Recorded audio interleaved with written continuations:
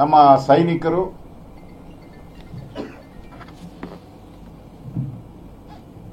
ಈ ಒಂದು ಹೋರಾಟದಲ್ಲಿ ಭಾರತದ ನಮ್ಮ ಜನಗಳ ರಕ್ಷಣೆ ಮತ್ತು ಭಯೋತ್ಪಾದನೆಯನ್ನ ಸಹಿಸಲ್ಲ ಅನ್ನೋದ್ರ ಬಗ್ಗೆ ಏನು ಒಂದು ಹೋರಾಟವನ್ನು ಮಾಡಿದ್ದಾರೆ.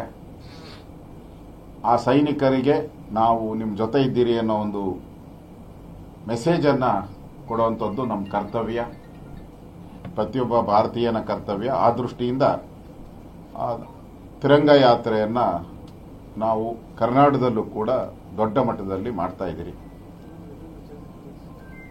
ರಾಜ್ಯ ಮಟ್ಟದಲ್ಲಿ 15ನೇ ತಾರೀಕು ಅಂದ್ರೆ ಜಿಲ್ಲಾ ಕೇಂದ್ರ ಅಂದ್ರೆ ಬೆಂಗಳೂರು ಈ ತರ ಕೇಂದ್ರ ಏನಿದೆ ಅಲ್ಲಿ ಕ್ಯಾಪಿಟಲ್ ಸಿಟೀಸ್ ಮೇ 15 ದೊಡ್ಡ ಮಟ್ಟದಲ್ಲಿ ಮಾಡ್ತೀರಿ. ಅದನ್ನ ಅಭಿ ಪಾರ್ಟ್ನರ್ಶಿಪ್ ಫರ್ಮ್ ಸ್ಟಾರ್ಟ್ ಮಾಡಬೇಕಾ ಅಥವಾ ಪ್ರೈವೇಟ್ ಲಿಮಿಟೆಡ್ ಕಂಪನಿ ಸ್ಟಾರ್ಟ್ ಮಾಡಬೇಕಾ? ಕನ್ಫ್ಯೂಷನ್ ಯಾಕೆ? ಒಬ್ಬ ಎಕ್ಸ್ಪರ್ಟ್ ಜೊತೆ ಮಾತಾಡು. ಎಕ್ಸ್ಪರ್ಟಾ? ಎಲ್ಲಿ? Boss Vala B the boss. ಈಗಾಗಲೇ ನಾವು ಒಂದು ಮಾತುಕತೆಯನ್ನ ಮಾಡಿದಿರಿ. ಮಲ್ಲೇಶ್ವರ ಏನು ಹಿಂದೆ ಮಾಡಬೇಕು ಅಂತ ತೀರ್ಮಾನ ಆಗಿತ್ತು, ಮಲ್ಲೇಶ್ವರ ಸಂಪಿಗೆ ರಸ್ತೆ ಸಿರೂರ್ ಪಾರ್ಕ್, ಸಿರೂರ್ ಆಟದ ಮೈದಾನ, ಅಲ್ಲಿಂದ ಪ್ರಾರಂಭ ಆಗಿ ಮಲ್ಲೇಶ್ವರ 18ನೇ ಕ್ರಾಸ್ವರೆಗೂ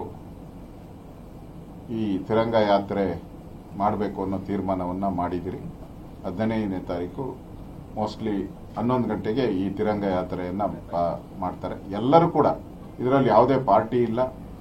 ಎಲ್ಲರೂ ಕೂಡ ಡಾಕ್ಟರ್ಸ್ ಇರ್ಬೋದು, ಇಂಜಿನಿಯರ್ಸ್ ಇರ್ಬೋದು, ವಿದ್ಯಾರ್ಥಿಗಳಿರ್ಬೋದು, ರೈತರಿರ್ಬೋದು, ಎಲ್ಲರೂ ಕಾರ್ಮಿಕರಿರ್ಬೋದು, ಎಲ್ಲರೂ ಭಾಗವಹಿಸ್ತಾರೆ. ಇದರಲ್ಲಿ ಯಾವುದೇ ಪಕ್ಷ ಇಲ್ಲ ಮತ್ತೆ ಯಾವುದೇ ಪಕ್ಷದ ಬ್ಯಾನರ್ ಕೂಡ ಉಪಯೋಗ ಮಾಡಂಗಿಲ್ಲ. ಓನ್ಲಿ ರಾಷ್ಟ್ರ ಧ್ವಜ. ಅದಾದ್ಮೇಲೆ ಮೇ 16 ಮತ್ತು 17 ವಿಧಾನಸಭಾ ಕ್ಷೇತ್ರದ ಕೇಂದ್ರದಲ್ಲಿ, ಜಿಲ್ಲಾ ಕೇಂದ್ರದಲ್ಲಿ ಮಾಡ್ತಾ ಇದ್ದೀರಿ. 18ರಿಂದ 23ರವರೆಗೆ ತಾಲೂಕು ಕೇಂದ್ರಗಳಲ್ಲಿ ಮಾಡ್ತಾ ಇದ್ದೀರಿ. ನಮ್ಮ ಉದ್ದೇಶ ಇರತಕ್ಕಂಥದ್ದು ಪ್ರತಿ ತಾಲೂಕಿರ್ಬೋದು, ಹಳ್ಳಿಗಳಿರ್ಬೋದು, ಎಲ್ಲ ಕಡೆನೂ ಕೂಡ ಇದನ್ನ ಮಾಡಬೇಕು ಅನ್ನೋ ಒಂದು ಸಂದೇಶವನ್ನ ನಾವು ಇಡೀ ರಾಜ್ಯದ ನಮ್ಮ ಕಾರ್ಯಕರ್ತರಿಗೆ, ನಮ್ಮ ಜನಗಳಿಗೆ ನಾವು ಕೊಡ್ತಾ ಇದ್ದೀರಿ. ಇದರಲ್ಲಿ ಯಾವುದೇ ಪಕ್ಷದ ಬ್ಯಾಡ್ಜ್ ಅನ್ನ ಉಪಯೋಗ ಮಾಡಬಾರದು ಅನ್ನೋದು ಕೂಡ ಸ್ಪಷ್ಟ ಸೂಚನೆಯನ್ನ ಕೊಟ್ಟಿದ್ದೀರಿ. ಈಗಾಗಲೇ ನಾನು ಹೇಳಿದ ರೀತಿ ದೇಶದಲ್ಲಿ ನಾವೆಲ್ಲರೂ ಕೂಡ ಒಟ್ಟಾಗಿದ್ದೀರಿ. ಒಟ್ಟಾಗಿ ಈ ಸಂದರ್ಭದಲ್ಲಿ ಸೈನಿಕರ ಜೊತೆ ನಾವೆಲ್ಲರೂ ನಿಂತಿದ್ದೀರಿ ಅನ್ನೋದು ಬಹಳ ದೊಡ್ಡ ಒಂದು ಸಾಧನೆಯನ್ನ ನಮ್ಮ ದೇಶ ತೋರಿಸಿದೆ. ಭಾರತದ ವಾಯುಪಡೆ ಸುಮಾರು 11 ಬೇಸ್ಗಳನ್ನು ಧ್ವಂಸ ಮಾಡಿದ್ದಾರೆ. ಭಾರತದ ತಾಯಂದಿರ ಸಿಂಧೂರ ಅಳಿಸಿದರೆ ಏನಾಗುತ್ತೆ ಅನ್ನೋದನ್ನ ವಿಶ್ವಕ್ಕೆ ತೋರಿಸ್ಕೊಟ್ಟಿದ್ದೀರಿ.